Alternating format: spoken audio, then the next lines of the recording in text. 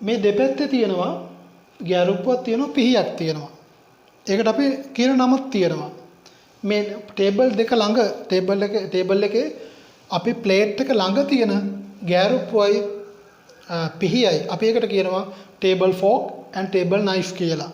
එතකොට මේකට table folk කියනවා, ටේබල් නයිෆ් කියනවා, තව වචනයක් කියනවා AP fork, AP knife. ඒ කියන්නේ AP කියන එකෙන් අදහස් කරන්නේ all purpose. අපිට මේක ඕන දෙයකට පාවිච්චි කරන්න පුළුවන්. ඒකයි අපි all purpose කියලා කියන්නේ. ටේබල් එකේ අපි දකුණු අත පැත්තේ නයිෆ් එකට එහා පැත්තෙන් තියෙනවා සුපි ස්පූන් එක. එතකොට අපි මේක යම්සි ගෝලාකාර බවක් තියෙනවා, දිගටි බවක් නැහැ. ගෝලාකාර බවින් තමයි මේක හැදිලා තියෙන්නේ. එතකොට අපිට ඒක අඳුර ගන්න පුළුවන් මේක සුප් බොන එක කියලා. මම මේ අපේ කෝසස් එක පීවරෙන් පීවර කතා කරනකොට මේව පාවිච්චි කරන විදිය කියනවා. හරි?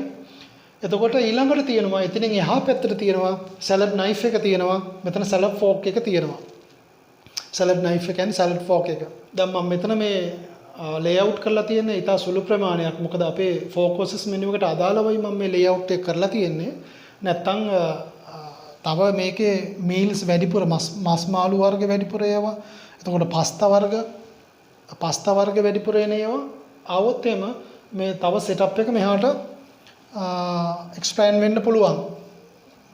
තව යන්න පුළුවන් අපේ මේ කට්ලරීස්. මේකට අදාළව තමයි මම මේ මාක් කරලා තියෙන්නේ. මේකේ සාමාන්‍යයෙන් මේ සලාඩ් ෆෝක් එක ගත්තොත් එහෙම ටේබල් ෆෝක් එකට වඩා කුඩයි. මේකේ ටේබල් නයිෆ් එකට වඩා සලාඩ් නයිෆ් එක කුඩයි. මෙතන ක්‍රොකරිස් එකක් තියෙනවා. ඒක තමයි BB ප්ලේට් කියලා කියන්නේ. මේක BB ප්ලේට් එක. එතකොට මේ BB ප්ලේට් එක උඩ තියෙනවා නයිෆ් එකක්. ඒකට කියනවා BB නයිෆ් කියලා. මොකද මේකේ උඩ තියාගෙන තමයි අපි මේ සුප් එක බොනකොට බන්ස් වර්ග තියාගෙන අපි අවශ්‍ය කපලා ආහාරයට ගන්නෙ මේක උඩ තියාගෙන. ඒකට තමයි අපි කියන්නේ BB ප්ලේට් කියලා. සුප් එක බොන වෙලාවේදී අපි මෙතන පාම් බනිස් මොන හරි තියා ගන්නවා. මෙතනින් අපි බකට්ස් එකෙන් අරගෙන තියා ගන්නවා. පාම් බනිස් අරගෙන තියාගන්න කන්නකොට කවදාවත් මේ පාම් බනිසේම බන්නේම සුප් එකේ පොඟවගෙන කන්න එපා. ලොකු කෑලි කඩාගෙන කන්නත් එපා.